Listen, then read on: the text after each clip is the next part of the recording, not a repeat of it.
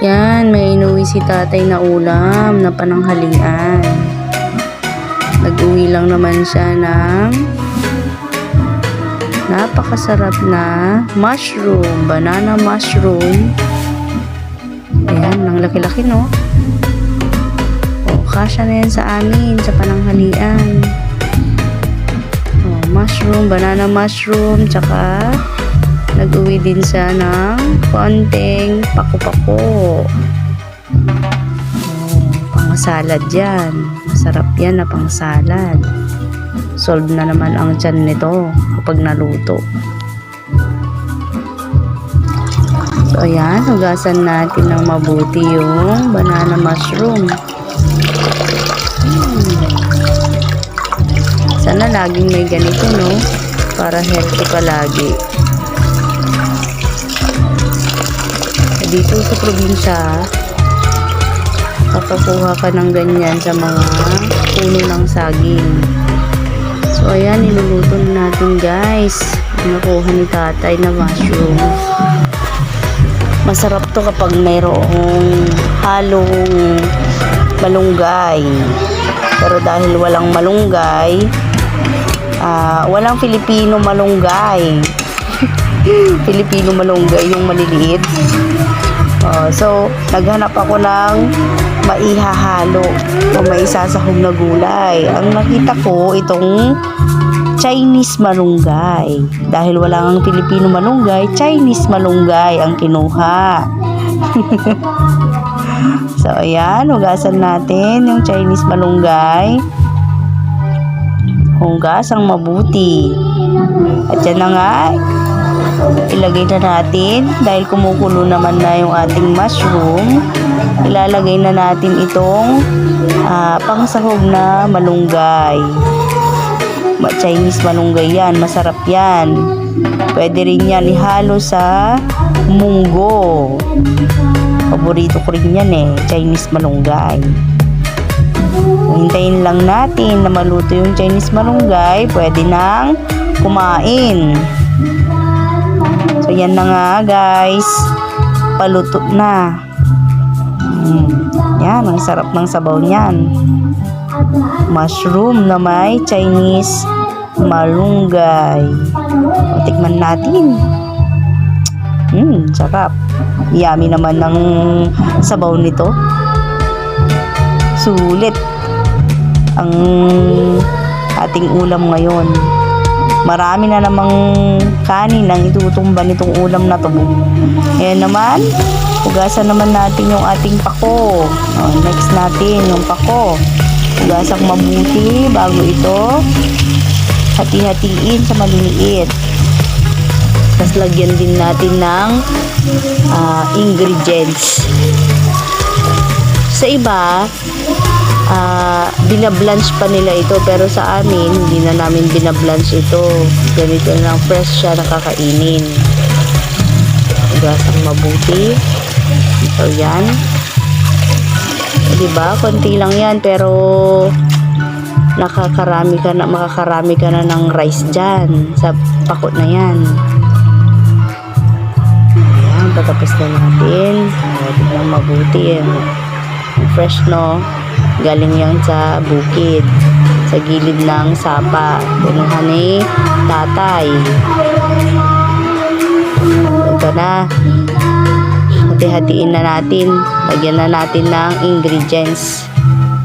Hati-hatiin lang ng ganyan kalalaki. Yan lang.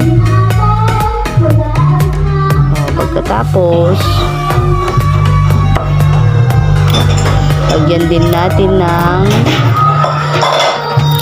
hati-hatiin pa natin. Ganyan lang yan sa amin. Hindi na namin yan binablanch. Diba? Mas masarap yan kasi kapag fresh, malutong. Napaka-crunchy niya kapag ganyan lang. Hindi na siya ibablanch. Ayan. Ngayon naman kukuha na tayo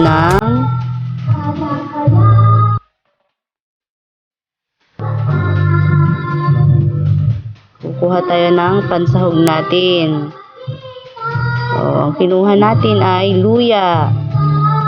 Yan, yung batang luya. Hindi yung luya na sobrang tigas na o sobrang anghang na.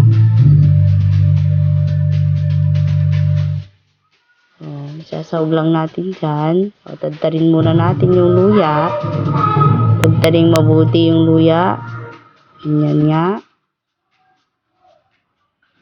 Tadtarin lang.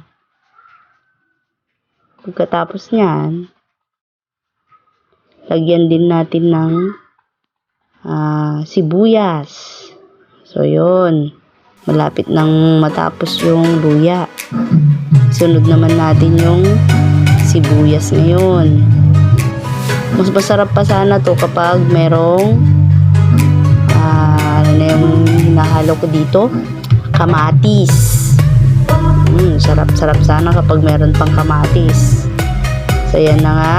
Hati-hatiin lang natin yung luya. O, dahon ng luya. O, meron din siya. Ay, hindi siya luya pala. Hati-hatiin natin yung sibuyas. Yung dahon ng sibuyas. O, dahil mayaman kami sa sibuyas, mayaman kami ngayon eh. Mahal ang sibuyas, pero ang dami kong nilagay na sibuyas. Ganyan lang, hati-hatiin mo lang yung sibuyas. Sibuyas is life. Daming sibuyas, no? Hintayin lang natin na mahati-hati lahat yan. O, ilagay doon sa ating pako. Yan na nga guys, talagang mayaman kami sa sibuyas. Hindi na matapos-tapos yung sibuyas na yan. Diba? Anong tinitingin-tingin mo dyan? Yan, sibuyas. Sibuyas is life. Ang sibuyas nasa 700 per kilo, pero kung makapaglagay ng sibuyas parang yaman-yaman. So, yan. Tapos na guys. Lagyan na lang natin ng bagoong. Yan. Bagoong at bechin at Ajinomoto. So, yan na. Ayan, bagoong. Bagoong. Perfect yan sa ating ulam na pako, salad pako. Halu-haluin lang. Halu-haluin mabuti. O, diba? Tsura pa lang niyang sarap-sarap na. Marami talagang itutumbang kanin ito. Solve na naman ang tummy, happy tummy, sa yummy na ulam.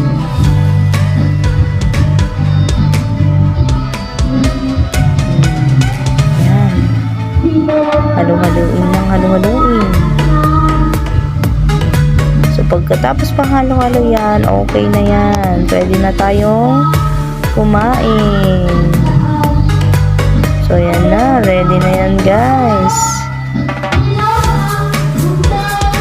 Ready na yan. Wow, sarap naman ang ulam natin. Yan guys, pananghalian. Mushroom with Chinese malunggay and pakpako. Nagaling lang yan sa bukid. Walang gastos. Yum yum. So yun na guys, let's eat na. Ang ulam natin is yung ating nilutong pakpako. Hidrel, yummy. Yung ating mushroom with Chinese malunggay. O, bed na bed ng ating Durakis. Darling, Sige Adriel, kain lang ng kain lang. It's very healthy. Yummy, sabaw. Diba? Ang galing kumain ng aking baby. Suko naman daw si mother. Mami! Yummy.